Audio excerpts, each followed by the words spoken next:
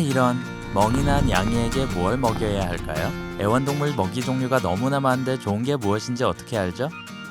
애완동물 비만 예방 협회에 따르면 미국의 60%의 고양이와 56%의 개가 비만 또는 과체중이라고 합니다. 물론 털북숭이 친구에게 먹이를 줄 때 고의로 이런 심각한 실수를 하는 애완동물 주인은 없을 겁니다. 하지만 행복하고 건강한 반려동물을 위해서 피해야 할 9가지가 있습니다. 고양이나 강아지에게 먹이를 줄 때 절대 해서는 안 되는 일이 무엇인지 알아보기 전에 구독 버튼과 알림벨을 누르고 밝은 면에서 저희와 함께 해주세요. 자, 9번부터 카운트다운 시작해보죠. 9번, 플라스틱 사료 그릇에 밥 주기. 플라스틱 그릇은 저렴하고 편리하지만 애완동물의 건강에는 가장 좋은 것이 아닙니다. 우선 플라스틱 그릇은 미세 스크래치가 쉽게 생기는데 이 틈들은 박테리아를 잡는 완벽한 덮치대입니다. 그릇을 아무리 깨끗이 씻어도 이 박테리아를 제거할 수 없습니다.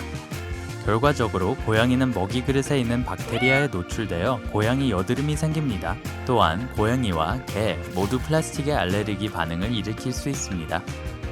게다가 어떤 개들은 먹이 그릇 씹는 것을 좋아하는데 이렇게 되면 플라스틱 조각을 먹을 위험이 있습니다. 그리고 마지막으로 많은 반려동물들이 플라스틱 냄새를 싫어합니다. 따라서 식사 시간이 불쾌한 경험이 되어버리는 거죠. 훨씬 더 안전한 사료 그릇 재질은 도자기나 스테인레스 스틸입니다. 8번, 사람 음식 주기.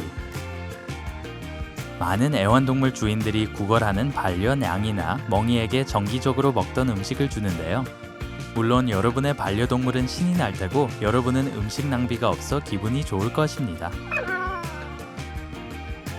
하지만 우리가 먹는 많은 식품은 너무 많은 소금, 설탕, 인공 색소, 감미료, 그리고 지방을 함유하고 있습니다. 이 모든 첨가물은 애완동물에게 매우 해롭습니다. 게다가 사람에게 완벽하게 안전한 많은 제품이 개와 고양이에게는 독이 됩니다. 예를 들어 개는 아보카도, 마늘, 건포도, 초콜릿, 버섯, 복숭아 또는 포도를 먹으면 심각한 건강 문제를 일으킬 수 있습니다. 이 제품 대부분은 고양이에게도 독성이 있습니다. 짠 음식은 나트륨 중독으로 이어질 수 있고 단 음식은 개의 간에 해롭습니다. 매운 음식은 애완동물의 소화 체계뿐만 아니라 후각을 망칩니다. 7번, 간식 과다 급여. 대부분 사람은 간식을 애완동물에게 애정을 표현하는 방법으로 여깁니다. 너무나 사랑하다 보면 계속해서 간식을 주게 되기 쉽죠. 하지만 간식은 일반 식단을 대체할 수 없다는 것을 기억하세요. 간식에는 애완동물의 건강한 균형 잡힌 식단에 필요한 모든 영양분이 없습니다. 만약 고양이나 개가 너무 자주 간식을 먹으면 영양가 있는 식사에 대한 식욕을 잃게 될 거예요. 이것은 애완동물의 비만을 초래할 수 있습니다. 올바른 행동과 훈련의 성공에 대한 보상으로만 간식을 사용하도록 노력하세요. 그때도 간식은 작은 조각으로 잘라서 주세요. 반려동물이 이미 과체중이라면 훈련할 때 일반 식사를 활용하세요. 이렇게 하면 칼로리 섭취 증가를 피할 수 있을 거예요. 6번, 반려동물의 생활 방식과 나이를 고려하지 않는 사료 급여. 사람과 마찬가지로 개와 고양이도 나이와 생활 방식에 따라 먹이를 주어야 합니다.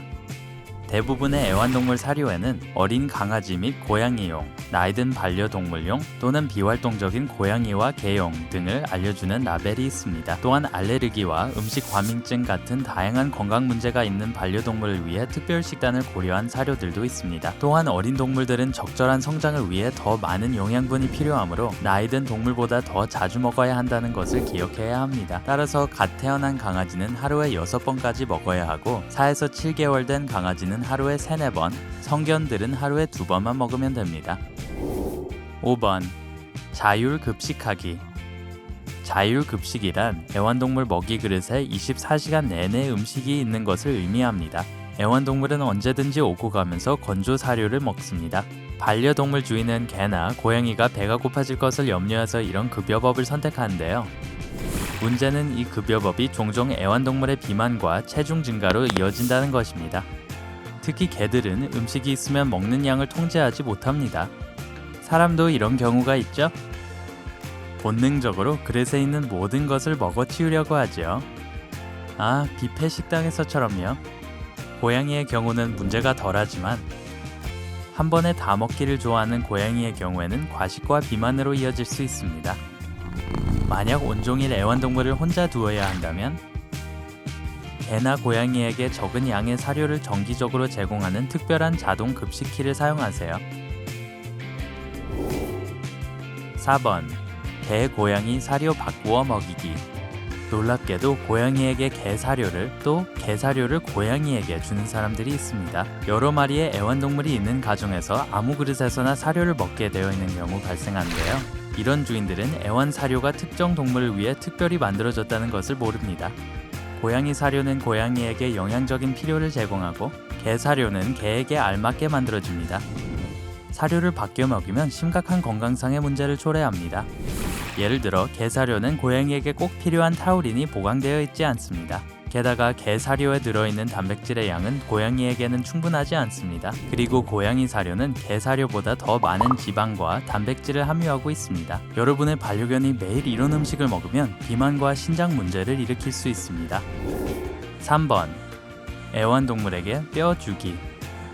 애완동물, 특히 개는 씹는 것을 좋아합니다.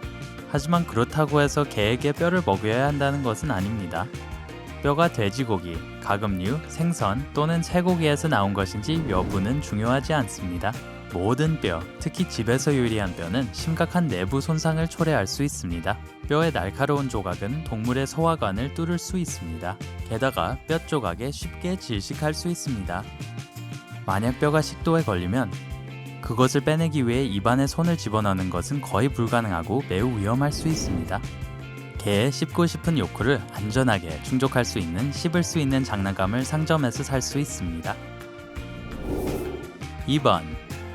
고양이에게 참치나 날생선 과다 급여. 참치는 가끔 간식으로 사용될 수 있습니다. 하지만 고양이에게 주식으로 먹인다면 이것은 영양 실조를 일으킬 거예요. 설상가상으로 참치 다이어트는 수은 중독으로 이어질 수 있습니다. 참치는 비타민 E가 풍부하지 않기 때문에 황색 지방증으로 알려진 지방조직염이 생길지도 모릅니다. 게다가 참치의 강하고 유혹적인 냄새 때문에 많은 고양이가 참치에 중독돼서 다른 음식은 먹지 않게 됩니다. 만약 날생선이 고양이의 식단의 상당 부분을 차지해도 된다고 생각한다면 날생선에는 비타민 B인 티아민을 파괴하는 효소인 티아미나 아제가 들어있다는 것을 알아두세요. 티아민 결핍은 종종 발작, 식욕 감퇴, 심지어 죽음에 이르게 합니다. 게다가 날생선을 먹이로 주면 기생충 감염에 걸릴 위험이 커집니다. 1번. 우유 주기. 믿기 어렵겠지만 고양이나 개에게 우유를 주어서는 안 됩니다. 새끼 고양이와 강아지만 우유를 마실 수 있는데 오직 어미의 모유일 경우에만 그렇고 다른 것은 안 됩니다. 부득이한 이유로 갓 태어난 애완동물에게 우유를 먹여야 한다면 강아지와 새끼 고양이를 위한 특별 분유를 사야 합니다. 젖소 우유는 모유에 좋은 대체물이 아닙니다. 성견은 우유 때문에 설사와 배탈을 일으킬 수 있습니다. 고양이에게 간식으로 약간의 우유를 줄 수 있지만 매일 식단에 우유를 포함하면 설사로 이어집니다. 게다가 만약 고양이에게 물그릇에 물 대신 우유를 준다면 고양이가 탈수될 가능성이 매우 높습니다. 반려동물 사료 급식 시에 어떤 것들을 피하시나요? 아래 댓글에서 모두에게 알려주세요. 잊지 말고 좋아요 버튼을 누르고 이 영상을 친구들과 공유하고 구독해서 삶의 밝은 면에서 우리와 함께 하세요.